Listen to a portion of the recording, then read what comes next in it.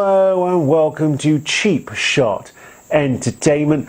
As ever, I am your host Luke and you are the Cheap Shot Nation, and I'm going to take you through everything that happened in a little show we went to go and see. It was taking place at the Nottingham Contemporary. It's the new kid on the block, so to speak, in Nottingham, but it's got very good ties with House of Pain and other shows that take place in the city and in the East Midlands. So we got the best of everything on this show. Wasn't quite sure what to expect, whether it was going to be a little bit eccentric. It was eccentric, but in a different kind of way. Being in a Nottingham Contemporary, it was a pure wrestling show, but it didn't have sort of any arty sort of background to it, apart from being in a Nottingham Contemporary art place, gallery thing. Anyway, yeah, so it was a really good show. You can hashtag wrestling resurgence when you watch this video and let them know what we are doing here on Cheap Shot Entertainment. We like supporting independent wrestling. This was probably one of the best shows I've seen. We paid extra to sit on the front row. It was totally worth it. We had bins used, we had baking trays used, we had staplers used, and that was just in the women's match. So yeah, it was really good. Anyway, I'm going to take you through all the matches. There's a lot of very well-known household names on the show as well, so yeah, join us for that, and make sure you like and subscribe and do all the stuff you would do on YouTube. Join us for the show. And so the show was officially called This Is Spinal Graps. It is the second time that Wrestling Resurgence has been to the Nottingham Contemporary. We even had the bonus of having Sticks behind the scenes, giving his knowledge to the wrestlers and on the commentary as well. So we said hi to Sticks when we was there. It took place on Sunday the 3rd of March. And like I say, it was in the Nottingham Contemporary Gallery. Very nice gallery if you like modern art. It also has a nice cafe bar downstairs, which is also very cool. The show officially started at 4 PM with the first bell, and tickets were priced very reasonably at £12 for adults, £25 on the front row, and you could get a group of 4 for £65. So the first match was Charlie Morgan versus Jetta. First match is always really difficult to judge what kind of show is going to be. These two ladies absolutely knocked it out of the park. I've not seen either of these two wrestle before, so something new for me, which I always like to see, new faces on the wrestling scene. I know Charlie Morgan is quite popular wrestler on the indie circuit, but I've never seen Jetta, and like I say, both ladies were absolutely fantastic. Crowd were a little bit flat. It is the first match. It takes a while to warm them up, and they did that really well. Jetta had played the sort of bad guy role in this match, with Charlie Morgan being the fan favourite, being the more well known of the two ladies in the ring. Anyway, we also got to see a female referee as well, which was quite cool, in an independent wrestling show, which was, you know, ladies, they're on the way up and up. And like I say, the later ladies match in the second half, I think it was, it might be in the first half actually, was absolutely fantastic, and I would say probably the match of the night easily. Anyway, so straightforward one for this one. Both ladies beat the tar out of each other. They had good chemistry in the ring, and so the crowd were a little bit flat, but we managed to get them going towards the end. Your winner for this match, nice and quick, is Charlie Morgan. She gets the win over Jetta by hitting a jumping pin DDT. It's very evenly matched. contest in this one, with Jetta getting a lot of offense in, heel offense, using the ropes and things like that. But Charlie Morgan does triumph in the end with hashtag pin for the win. So your winner in the first contest is Charlie Morgan. Fantastic opening match. Like I say, always difficult to start a card, whether it's WWE or Wrestling Resurgence. It's always difficult to go out first, and like I say, the ladies killed it, so well done to you too. We're going to go on to the second match. So your second match following that opening contest, which again was really good, I enjoyed it, is a triple threat tag team tornado match. So basically what a tornado tag match is, that all competitors are available in the ring at all times, so they can battle pretty much anywhere. The idea is that they're supposed to stay in the ring, but they didn't. So in this one we get to see some more new wrestlers. Again, something that I really like to see is new people that I've never seen before. The Henchmen is exactly what they say they are. Two huge guys. One's called the Unit, one's called the Shed, and they pretty much sum up what these guys are. They're big, they're bruising, they've got tattoos. One of them had a tattoo of animal on the back of his leg, which was really cool. And they flew as well. They flew for big guys. They jumped out of the ring with the rest of them. We had Mauser, who were from Ireland, and came out with a hockey stick and things like that. I think it was a hockey stick. It might have been a Gaelic hockey stick or whatever it is, some kind of variation of a hockey stick anyway. But yeah, very proud Irish wrestlers. Again, really good, knew how to get the banter going with the crowd, and very entertaining as well. And then we had my favourite team in this one, which was Malicious Paul Malin, and he was tagging with the absolute legend Danny Chase. Like I say, it's a tornado tag match, so all guys are in the ring. So obviously the two underdog teams of Paul Malin and Danny Chase and Mauser and Mac went straight after the Henchmen, trying to take them down. They did eventually do that. They got them both out of the ring, and they were down for quite a while. One of them nearly landed on my foot, in fact. So I managed to get my foot out of the way, which was good, because these guys are probably like 400 pounds each. Yeah, I wouldn't want that landing on my toe.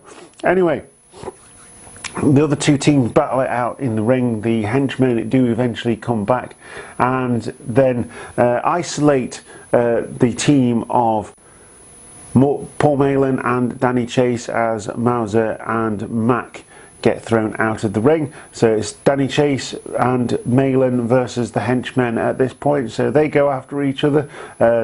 Danny Chase and Paul Malin get the upper hand. It's not long before the Henchmen come back in this match and use all of their brutality and brute strength and just their sheer weight. Anyway, with most of the participants out on the outside, we get the first set of flyers here, which are Mac and Moser, and as they go out of the ring and everyone stands back up, the Unit then decides to fly with a tope suicina to the rest of the people and most of the crowd on the right hand side of the ring. If that was me sat on the front row, I'd have been gone a long time ago, but they proved that they could fly, and yeah, it was just it was a crackers match. It just went everywhere. They were battling on the outside. Malin and Danny Chase were on top for part of it. Mac and Moser were on top for part of it. They were sort of the high-flying duo here that had the best of both worlds. They had the power and the high-flying. Malin had the experience, but the Henchmen had the bulk. And that is ultimately what would tell in the end of the match, as the teams of Moser, Malin and Chase were down. We get a double team move from the henchmen, and no one's coming back from this. It was a double team splash leg drop on malicious Paul Malin for the win via pinfall. Hashtag pin for the win by the unit. And your winners in this match are the henchmen, the unit and the shed. Yeah, great match. Usually with multi-team, multi-man matches, it's really difficult to keep up with the action. It wasn't in this case. The venue was really good for this. And yeah, another great match. Again, the crowd took a while to warm up, but we got there in the end. That's the problem with not seeing a lot of the wrestlers before. Obviously, we knew Malin and Danny Chase. We were cheering them. And yeah, and that's the reason we were cheering them, because we've seen them before, and we know. We go to Aspire, run by Paul Malin, who's a trainer over there. In fact, we're going to Aspire on Sunday. But I feel like this may be the downfall. Not the downfall, it's still really good. I'd still recommend you going. But only coming to a venue every so often, you don't get a chance to build that fan base. So maybe that's something they can look at a bit further down the line. I would certainly go and pay £25 to sit on the front row again. It was that good. Yeah, it was a fantastic second match to get the crowd going, and the third match really did get the crowd going fully. And so your third match of the night features two very well-known wrestlers on the independent wrestling scene here in the UK. We have ICW's very own Jimmy Havoc, the winner of the Tournament of Death, up there, and it is exactly what it sounds like. He is very hardcore. He is the king of the Goths, Jimmy Havoc, and he is going against Gene Money, who I found very entertaining. I've heard a lot about this guy. I don't think I've seen him before. I may have seen him in Hope Wrestling, but nothing like this. And he was so entertaining, and it was just a really good match, actually. Yeah, so it's a bit of a funny start, this one, because obviously Jimmy Havoc's reputation does precede him. He is as hardcore as they come. All you had to do was be sat on the side that we were on to see that. His back is just, well, think Freddy Krueger. That's Jimmy Havoc's back. That's how much punishment he puts his body through for the entertainment of a crowd up in Glasgow, Scotland. And it was no different here. It wasn't hardcore, but the referee let it slide because under penalty of, well, I don't want to say it, under penalty of Jimmy Havoc not being very happy, the referee sort of stayed out of it. Anyway, yeah, so Gene Money's like, oh no, it's like, referee's asking if he's ready. It's like, are you kidding? It's Jimmy Havoc. And like, then Jimmy just jumps on him and starts beating him up.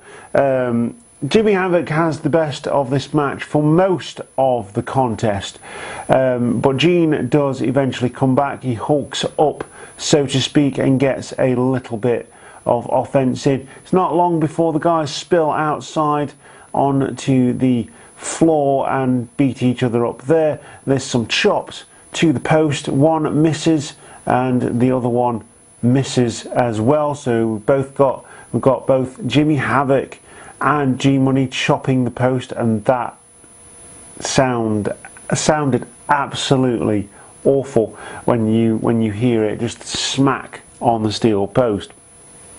Can't be fun however you look at it. Anyway, Jimmy gets some toys, and yeah, Gene manages to come back again, and this is where the contest sort of finishes. After being beaten up from pillar to post, had his nipple tape ripped off by Jimmy Havoc. There was wedgies, there was nipple twisters, and there was grabbing of interesting parts in this match by Jimmy Havoc. No moves are out of bounds for this guy, and he is very entertaining, very violent, but very entertaining indeed. Anyway, Gene Money finally wins a match, finally wins against Jimmy Havoc with a move that befits his character really well. It's called the Ainsley Lariat. Basically a spinning clothesline, and he hits that. Gene Money's quite a big guy, so he hits that move with a lot of force and does manage to take Jimmy Havoc down. Jimmy Havoc showing a little bit of respect for Gene Money at the end of the match, shaking his hand and then leaving. Definitely wish Jimmy Havoc all the best as he makes his way over to All Elite Wrestling when that finally gets up off the ground for him.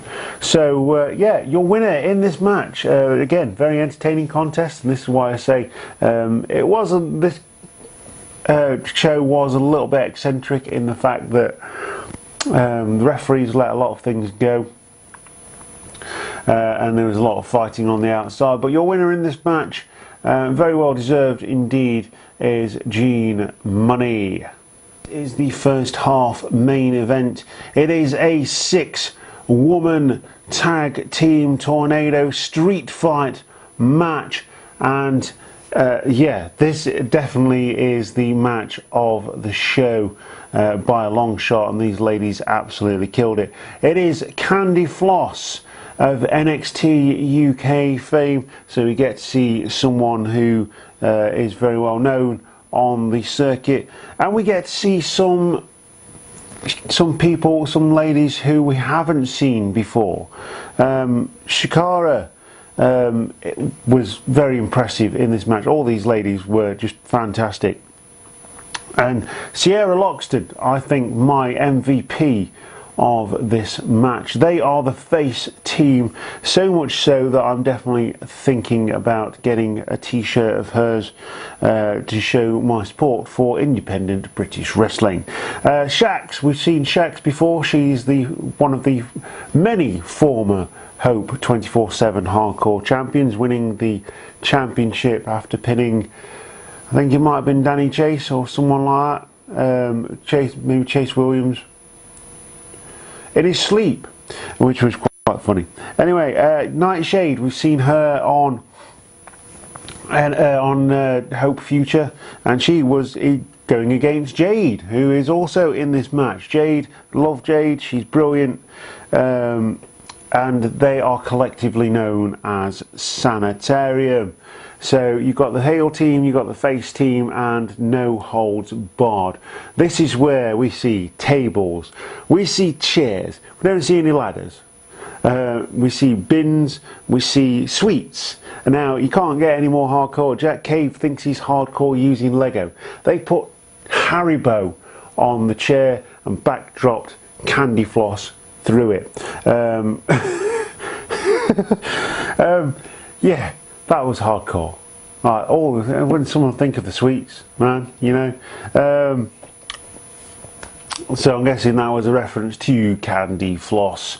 So yeah, this match just, yeah, it was just really, really good. Like there was points where I think it was Sierra Loxton got thrown through a crowd of chairs. Now, if you go to a lot of wrestling shows, if an independent wrestler tells you to move, you get the hell out of the way, because you know there's going to be a wrestler coming towards you very, very soon.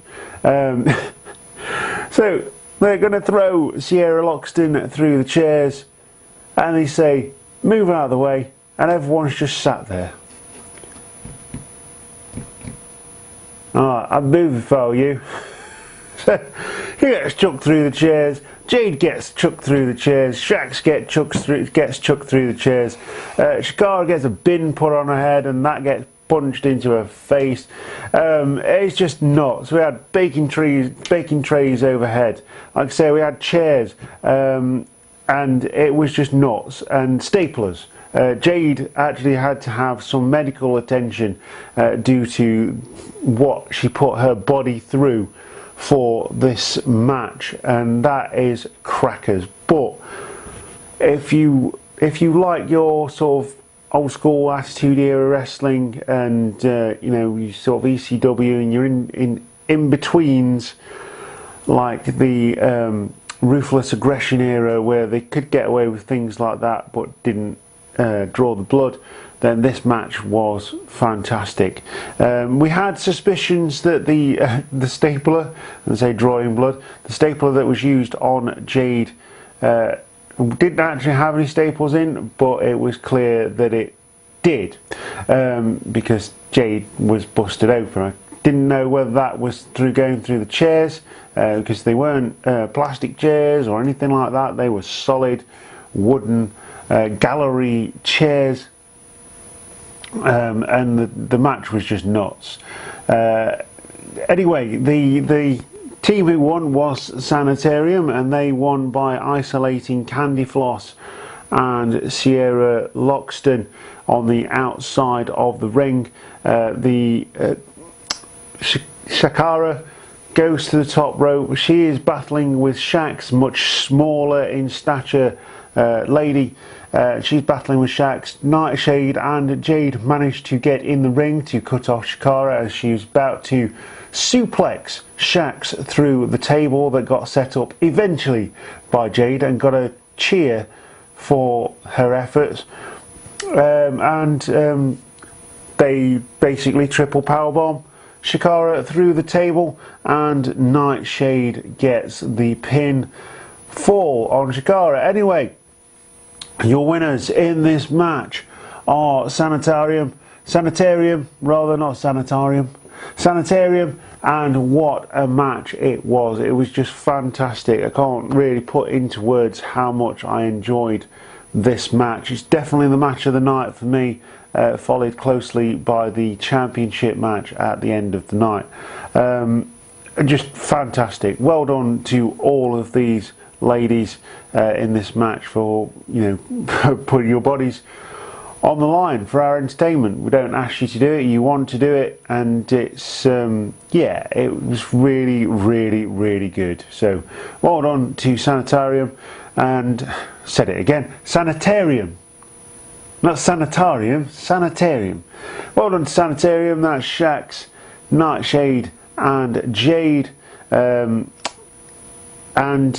Instantly after the match, there was an attack by Candy Floss on Shakara, who's turned her back on Sierra Loxton, and Shakara now beating Shakara up after the match because she took the pin for loss. She's not happy about this one. Candy Floss has officially turned heel. Wonder whether she's going to join Sanitarium in the near future. But fantastic match. Your winner is Sanitarium.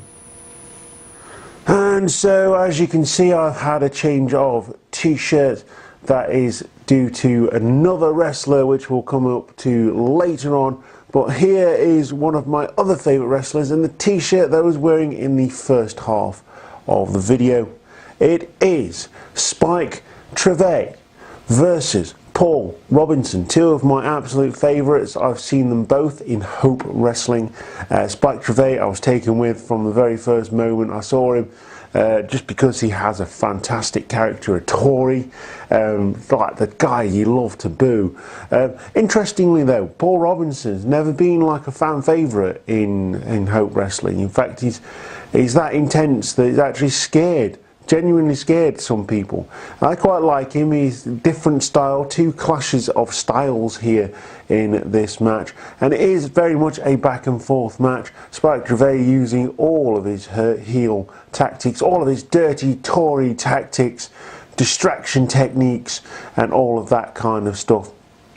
But the king of strong and stable style did eventually come up trumps with this one, because he distracted the referee. He had his champagne bottle, he was going to hit Paul Robinson with it. He chucked the bottle to Paul Robinson, fell on the floor, and the referee then turned round. This was after he'd been distracted.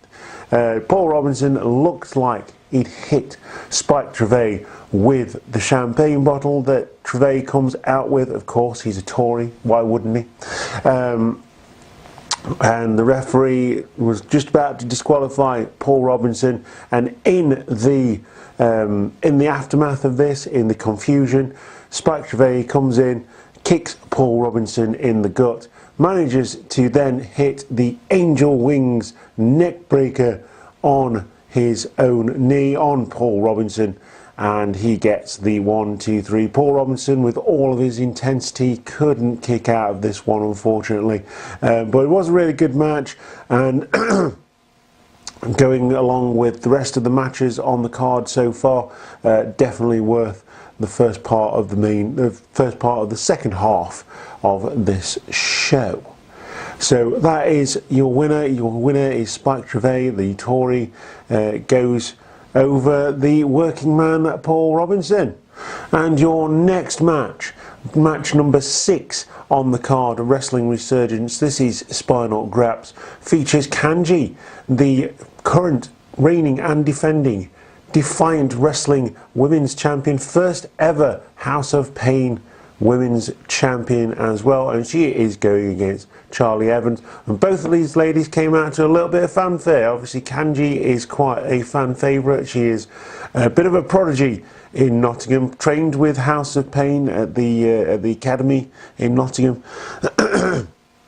And Charlie Evans comes in with a little bit of crowd reaction as well. Both ladies seem like they are face, so I'm not quite sure what happened in the build up to this match to make it 2 out of 3 falls, but usually 2 out of 3 falls matches are done to settle things, so there's no excuses. You've won 2 out of 3 falls.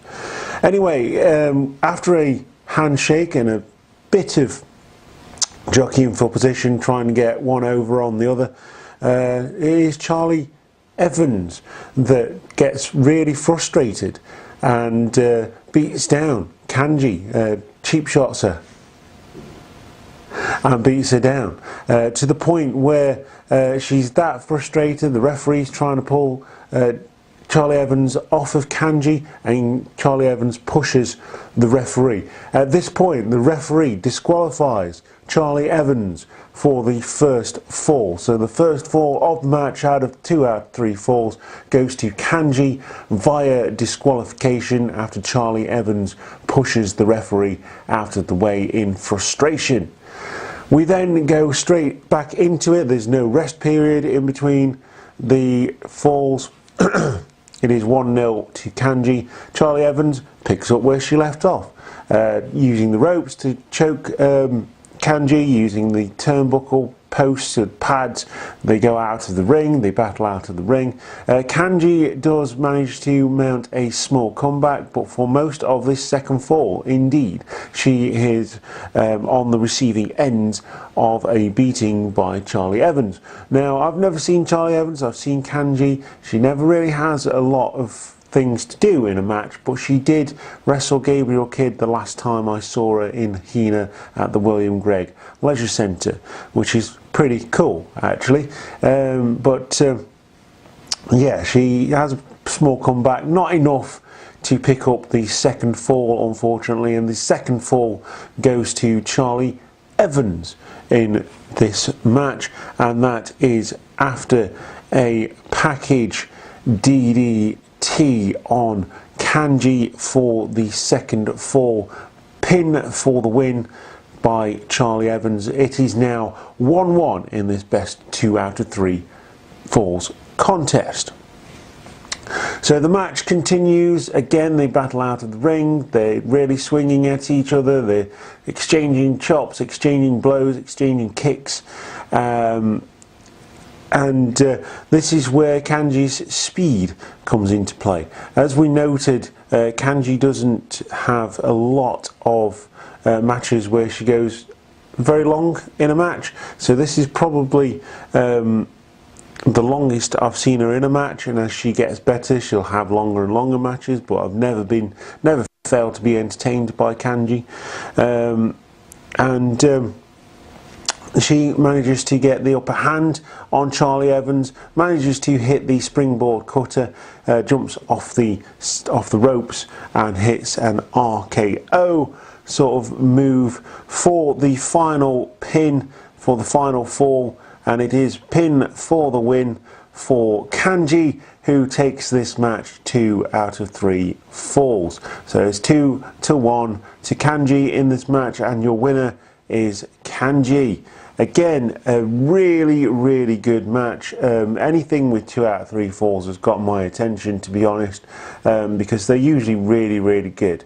It shows how a wrestler can use their energy stores very well, and their general sort of conditioning, and both of these ladies did tear it up in that ring. It was a more of a traditional match than we've seen so far on the card, really, with the other matches apart from the first match having some sort of stipulation around it. Now this did have a stipulation, but it was best 2 out of 3 falls, so there wasn't a lot of fighting outside the ring, but there was a little bit. There was some, you know, flying and stuff out of the ring, but it was mainly contained to the ring, and they did a really good job of putting on a show and telling a story. At the end of the match as well, we did get another handshake and a hug from Charlie Evans and Kanji, just a massive show of respect to all the young potential wrestlers. So next we have a Spinal Tap scramble match. So basically in a scramble match there's 2 ways that it could go. Depending on how the scramble match is set up, it could either be elimination, which we've seen before, or in the Owen Charles Invitational at the future, or it could be 1 fall to a finish. So you have, say, 6 wrestlers in the ring, and in fact we have 6 wrestlers in this match, 6 wrestlers in a ring, and the first fall gets the win. So we have in this match Visage, LJ Heron, put your hands up, Big Grizz, someone I've never seen before but quite impressed by, big sort of rugby type player, supporting Wales, had the Welsh rugby crest on his trunks. Los Federales Santos Jr., that's this chap here, which is why I'm wearing my Anti-Fun Police t-shirt in this part of the video. The OJMO, more of sort of a cruiserweight throwback there, and Harry Singh, very reminiscent of Amir Jordan with his Indian background, and uses that to his advantage during the match. So the match starts, all 6 guys in the ring. They obviously go for the bigger of the 6 wrestlers, which is the Big Santos Jr. So they try and the other 4 try and beat them down. They eventually get sent outside of the ring, and it's left to the other 4 guys. So they start beating on each other. The match breaks down really quickly. Eventually Los Santos Jr. and Big Grizz get back in. They clear the ring, and we have a showdown between Los Santos Jr. and Big Grizz in the centre of the ring. Both are trying to shoulder barge each other, both are trying to take each other down, and none of it works. In the meantime, the other 4 guys are fighting outside the ring. They manage to get back in the ring, they take it, and it's one after another. There's fighting outside the ring. At one point, Visage does a stratisfaction on the apron as all of the other 4 guys are outside the ring. I think it's the OJMO is on the top rope, ready to jump, and Visage hits a stratisfaction on the apron to the outside, throws the OJMO into the crowd of wrestlers at the right hand side to where we watched it, and yeah, it was just a fantastic move. A lot of skill involved in that. Visage is quite a tall chap, so it's no small feat that he managed to do a handstand and hit the Stratisfaction on the apron on the OJMO. So that was one of the big moves. Los Santos Jr. did a tope suicina out of the ring onto the said crowd of people. I think even Big Grizz dived at some point, and he even hit. We get another showdown in the middle of the ring between the Big Grizz and Los Santos Jr. He hit what everyone tries to hit, the Destroyer, which is the flip. I can't even remember the move now, but it's a flip over pile driver. That's the one. So it's a flip pile driver. Harvey Dale hits it quite a lot in Hope Wrestling, and everyone tries it. Los Santos tries it, OJMO tries it, Visage tries it, no one hits it. Eventually we get to Big Grizz versus Los Santos Jr. Los Santos Jr. tries, fails. Grizz manages to hit possibly the biggest Canadian destroyer I've ever seen in my life. Go and check out the Wrestling Resurgence Twitter feed. There is a video that someone took of the Big Grizz hitting that move, and it was just wow. You've never seen anything like it. Anyway, the match breaks down again. The OJMO is on the top rope. Grizz manages to hit a chokeslam, takes one of the other guys out of the match. OJMO is on top rope looking to jump at Big Grizz. Big Grizz cuts him off, hits a lowdown on the OJMO, and this is where we get the pin for the win. Hashtag pin for the win. Your winner in this match, the Spinal Tap Scramble match, is the Big Grizz after hitting a lowdown on the OJMO. Again, multi-person matches are fun, but as someone who sits at ringside, you can't always keep up with all the action. They did a really good job at setting this match up and making sure that everything was relevant. Everything was done in sort of one area, so people could keep an eye on what was going off.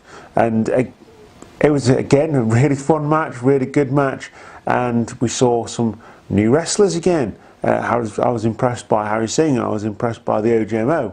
He was quite funny. One thing I didn't mention, that at the beginning of the match, Los Santos Jr. gets his metal detector at the beginning. He says he has to check for foreign objects. No one comes up positive until we get to the OJMO, who seems to have hidden something down his shorts, or at least we think he's hidden something down his shorts. It turns out to be a cucumber, and this is probably the only time that I'll ever say this, but he uses the cucumber to start the match by using it as a foreign object. He hits Los Santos over the head with a cucumber, and that is how the match started. But once again, your winner is Big Grizz, another wrestler that I haven't seen before as well. Quite impressed with. Like I say, big guy, big strong guy. Looks a lot like Zangief from Street Fighter. Yeah, he just happens to be a wrestler. So there you go. Yeah, so chokeslam and lowdown pin on the OJMO. Your winner is the Big Grizz. And the main event of the evening for Spinal Graps is Jack Sexsmith, the Wrestling Resurgence champion, and he is going against the Pride of Wales in Eddie Dennis. Certainly comes down to his NXT UK music, very well liked and very well thought of over in NXT UK, and why not? He's a fantastic wrestler. He puts everything into what he does, and he genuinely enjoys it, and you can tell that by talking to him. Most of this match, Eddie Dennis is on top of Jack Sexsmith. Eddie Dennis is obviously the much taller of the two. He uses that stature to get the best of Jack Sexsmith for most of this match. He throws Jack Sexsmith into the post on the outside. In fact, he powerbombed him to the post on the outside, which was incredible. You could hear the slap on the metal post as he did that. There is a bit of fighting on the outside. Most of it does take place on the inside, but the match turns when the referee gets taken out. Jack Sexsmith is mounting a small comeback, tries to hit a move on Eddie Dennis. Eddie Dennis shoves Jack Sexsmith out of the way, happens to go into the corner where the referee is trying to keep out of the action. The referee gets taken down. It is in the confusion that Jack Sexsmith manages to hit a super kick and a double stomp on Eddie Dennis. The crowd get a 10 count at this point, and there's obviously no one to count the pin. So it doesn't win. The referee comes round, Jack Sexsmith hits the same moves again. Eddie Dennis does hit the neck stop driver. Jack Sexsmith does manages to kick out of that match. The move that has won Eddie Dennis quite a few matches over on NXT UK. Jack Sexsmith does manage to come back as the referee is coming to, and hits the super kick on the Wrestling Resurgence belt, which hits Eddie Dennis in the face as Eddie Dennis is trying to take out Jack Sexsmith with the title. And he then gets the double stomp again. The referee comes round, sees the belt in the ring, doesn't do anything about it, but does count the 1, 2, 3. Hashtag pin for the win for Jack Sexsmith, your current reigning and defending Wrestling Resurgence champion. And he gets the win over the Pride of Wales, Eddie Dennis. Really, really good match to finish off the night. Eddie Dennis is always entertaining. I've seen Jack Sexsmith a few times as well. He is really cool and a worthy person to be carrying that title belt. So yeah, that is everything that happened. That is your main event. Your winner is Jack Sexsmith. And so that is everything that happened at Wrestling Resurgence. This is Spinal Graps. It took place at the Nottingham Contemporary on the 3rd of March 2019. A very, very good show. I would definitely pay £25 to go and see that show. Good quality wrestling, good quality superstars on show in this show. And it was just a really, really good show. I was entertained from start to finish. And the quality of the women's wrestling was just phenomenal as well. Like I say, the match of the night for me was the street fight that was the main event of the first half. And that was followed closely by the main event of the second half, obviously. But yeah, really good. I would definitely go and see that again. I would encourage you to go and see it as well. When it comes round again, they're in Leicester very soon at the Attenborough Arena, I think it is, in April. So that's in Leicester, unfortunately, so it's a bit too far for us to travel. But yeah, really, really good. Can't say how good it was. Probably one of the best shows, probably the best show I've seen this year, actually, although the Hope Rumble was very, very close. And yeah, so that's everything that happened. If you like the video, if you like what we do, make sure you support us by leaving us a comment, hitting the like button, hitting a destroyer on that subscribe button, and a double stomp to that notification bell to know when we upload new content to the channel. Once again, I have been your host Luke, and you have been the Cheap Shot Nation, and this has been everything that happened at Wrestling Resurgence. This is Spinal Graps, and I will see you next time for more content on Cheap Shot Entertainment. Goodbye.